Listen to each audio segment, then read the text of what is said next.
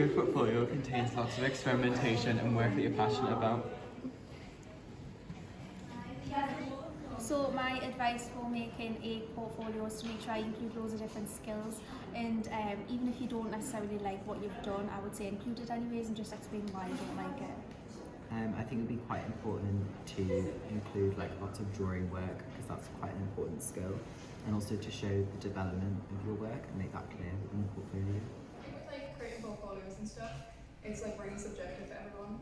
Like I know mine. I think I've realised like over the last year, because I did mine last year, my like thought process when it comes to work is like changed a lot, because my portfolio last year was basically just a folder of like progression. Like I showed stuff from like the first year of sixth form to like the very end, to like slowly like my work got better.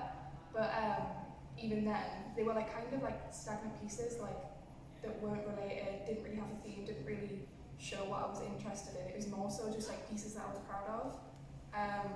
But I think like now, I think I'm about to start doing another portfolio, and like my work is a lot more like holistic, like rather than just being like, did this because I like it. See, I kind of feel like it's the opposite for me, because like Really? obviously when I did my interview from Newcastle, they came to my school, so I sort of just took in all my big pieces and all my finished work. I didn't really show as much progression, and I feel like now that I'm building up my Newcastle portfolio, I want to show like more the ideas behind it, like how I built up to what I'm doing, so that it's like they can understand how my mind works and all that stuff. So it doesn't like here's something. I had to like come up here for my interview, Uh-huh. so I was obviously limited with what I could bring, so I had to try and get like good photographs and oil paint, so I was working on the canvases and everything, and I couldn't like trek up the hill.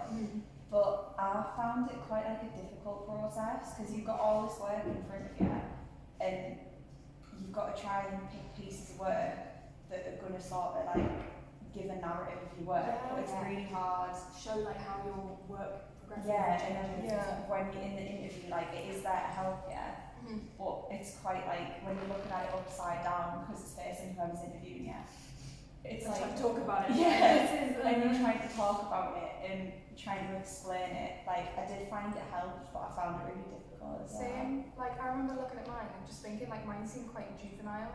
Like I was scrolling Yeah, through and it felt, felt mine like felt really immature. Like I was like, Same. this is never going to get me in. yeah. And with actually having to like create a portfolio, I remember I was at sixth form and I had to we had like a big photo shoot screen thing, but you weren't allowed to step on the stepping up with your shoes, so you had to go barefoot. So I like kept like getting the table stuck to my foot, donuts.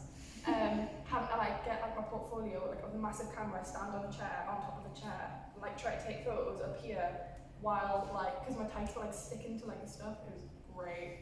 It was just like such a difficult process. I wish I just had someone there to help me do this, but We were kind of thrown with the deep end, like at the deep end, because I applied and got my interview, and then I was like, right, I'll work best like in the last minute.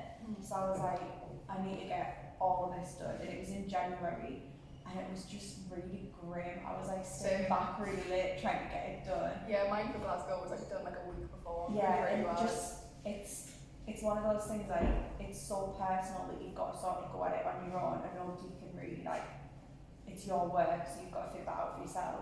But at the same time, like when you're trying to put one together, it is so daunting, especially if you've never had to do it before or do Yeah. a really professional one. I think it's like part of you like trying to work out what they want to see as well. So you're like, Yeah, oh, what to am I try and heading find with? ways. Because like you're looking at loads of different unis, they want a different amount of photos, they want like, Oh. different presentation, they want, especially because it's all online now. Yeah. Like for uni, and it's like, I don't know what you want me to show, but then I know you don't want me to show what I think you want Yeah, me to show. I read one spec where it was like you need 30 to 50 images, and then for the same course, you were like, you need 3 final outcomes. And I was like, how am I going to create a portfolio that is going to make both of you happy? Yeah. Because you want such different things. I had to create like different portfolios for everything. Like I remember, oh my god, the Edinburgh one was the bane of my life. It was like a weird like online, like they wouldn't let us have like a PowerPoint. It was like an online thing that you had to fill out, and you had to input all your images. But it absolutely did my head in because I'm awful at technology, and you had to like resize the images to like a certain certain size, but they were like really specific, and like if you were like one like pixel off, it would like completely reject the image, and you can't put it in, you can't put your application in. It was such a... The like sizing it, like mine was paper, and so I was like trudged up the hill and everything. I had the little paper, it broke on the way, but that's another story.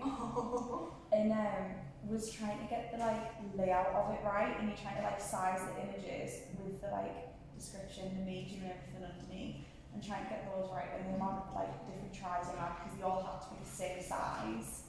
It was such a nightmare. It was worth the process, and it was quite fun in a really weird way, but it wasn't at the same time. Yeah. I just wish they like, especially for you guys, like I wish they always had the same thing that they want. I wish there was so much more continuity. Yeah, but I feel like art, it just goes out the window, like what they want. Like But there's it's a hard, statement and they yeah. just do whatever. Yeah. With going back to what I said about it being like juvenile, I think the one thing I realised is like I walked in to, I think it was Leeds, walked in, and like I had this like dinky little, I don't know if anyone else had this, it was like a poly pocket thing, like turquoise, like they were like A3 folders that like our sixth form would give us.